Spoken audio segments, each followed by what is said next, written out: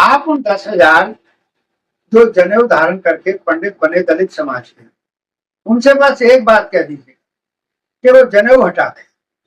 बाद बाकी उनके ब्राह्मणत्व को, उनके ज्ञान को और उनके पंडितपन को मैं स्वीकार करूंगा। क्योंकि जनेऊ प्रथा एक ब्राह्मणवादी की फिर पहचान रह जाती है, मनवादी, कि कहीं ये खुंडी है जिसपे आप इस तरीके से टांग लो, या बाथरूम गए तो तब आप वो टांग लो। क्या हम और आप नहीं जाते हैं क्या बाथरूम? क्या हम हमारी आपकी जो प्राकृतिक प्रक्रिया क्या पूरी नहीं होती है? भाई हम लोग भी तो जाते हैं। तो ऐसा कुछ नहीं कि जनेऊ से ऐसा वो होता हो, उनका नाटक है, ड्रामा है। तो दलित समाज में से भी पंडित बने हैं। अरे मैं क्या कम पंडित से कम जो काबिल है उसको तो बेटी दे दी है, ऐसे वैसे को नहीं दी। तो उस प्रक्रिया में शादी हो जाए तो हो जाए, अन्यथा सीधा नहीं हो। सर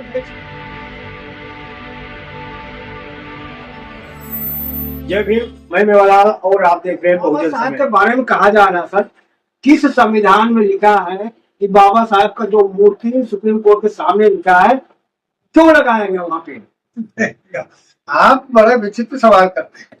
मुझे एक बात बताइएगा, संविधान को बाबा साहेब से जोड़ना तो बात ठीक है, लेकिन संविधान में इस तरह की चर्चा नहीं है। लेकिन संविधान में एक और चर्चा नहीं है। अब आप कहेंगे साहब क्या नहीं है? अरे भाई जयपुर के हाई कोर्ट में मनु महाराज की मूर्ति लगी है। क्या वो संवैधानिक है? क्या वो संविधान में कहीं लिखा है कि राजस्थान के हाई कोर्ट जयपुर में उसके प्रांगण में मनु की मूर्ति लगाई जाएगी? तो ये आस्था का सवाल है। जिनकी आस्था कहीं मनु में थी तो उन्होंने उस दौरान ये काम कर लिया, लेकिन आज मुश्किल है ये काम। और बाबा साहिब में आज उनकी भी आस्था हो गई है, आज उनकी भी आस्था हो गई जिन्होंने कहीं मनु की मूर्ति लगाई हो। तो ये संविधान का वो नहीं है अंश और वंश। ये तो सिर्फ सम्मान का मामला है।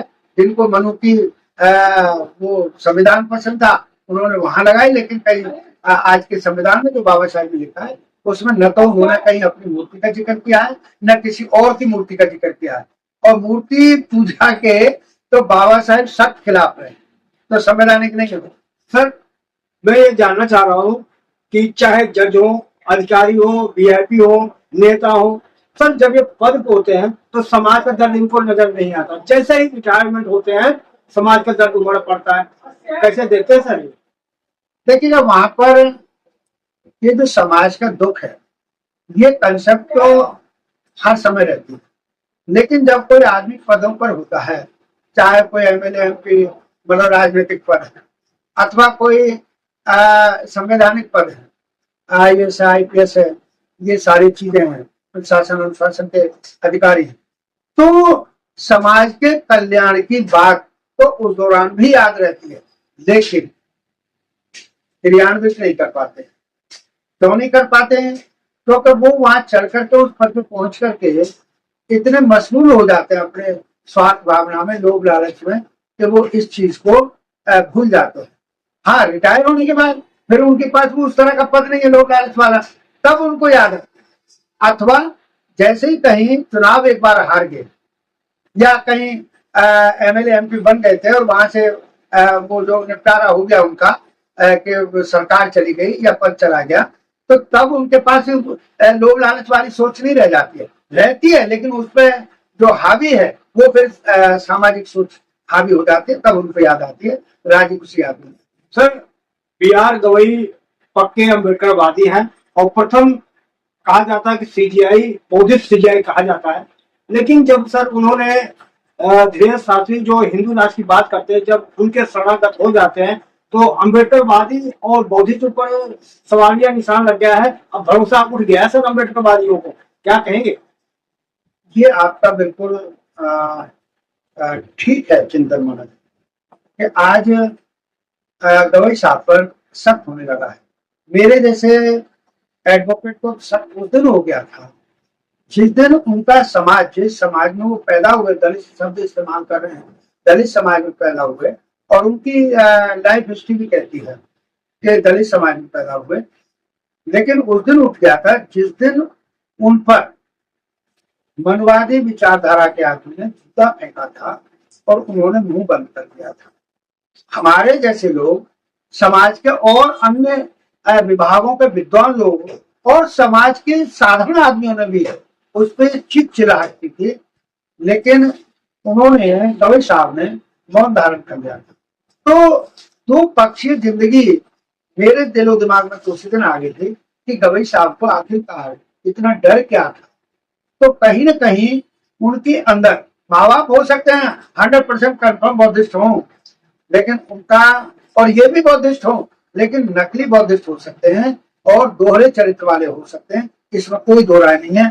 क्योंकि अभी धीरेन्द्र साहब क्या शक्ति है, क्या उनके पास ज्ञान है गवई साहब के मुकाबले। लेकिन जब शरणागत कोई आदमी होता है तो इसका मतलब बुद्धि विवेक से गुलामियत की तरफ चले गए, और समाज आज यदि उन पर यकीन नहीं कर रहा है तो वो ठीक दिशा में है।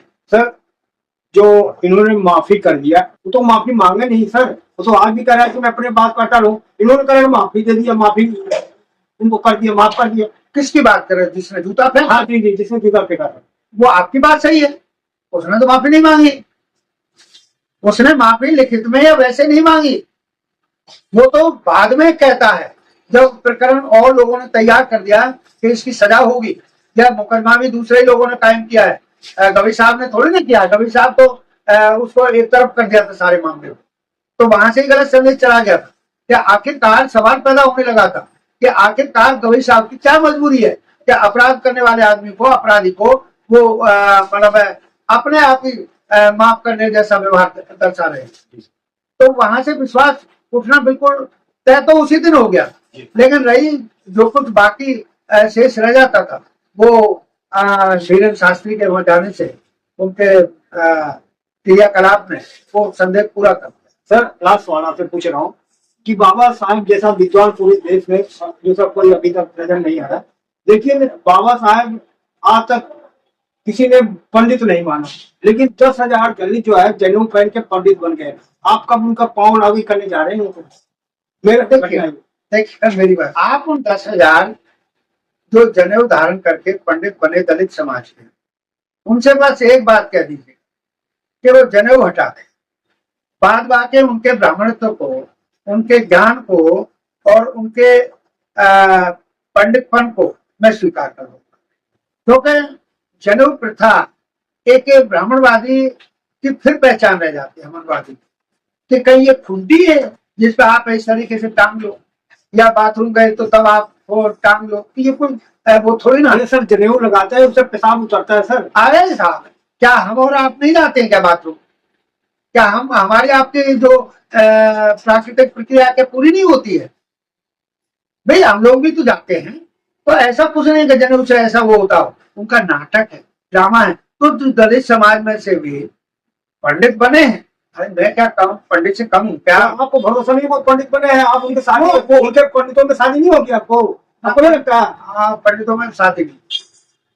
अगर कहीं प्यार मोहब्बत का माहौल बन जाए और तब लव मैरिज हो जाए तो मैं कहता नहीं। या उन दलित के जो अपने पंडित होने का दावा बन रहे हैं या बने हैं, वो लोग यदि उनकी संतानें काबिल बन गई हैं बाबा साहब के संविधान के आधार पर, IAS, IPS, PCS, PPS और अच्छे कैडर के लोग बन गए हैं, वो अगर किसी ब्राह्मणवादी व्यवस्था के आदमी को, मनवादी सोच के आदमी को अगर वो बच्चा पसंद आ जाता है और वो अपनी लड़की दे देता है, जो कि अब तक ऐसा होता रहा है कि जो काबिल है उसको तो बेटी दे दी है, ऐसे वैसे को नहीं दी।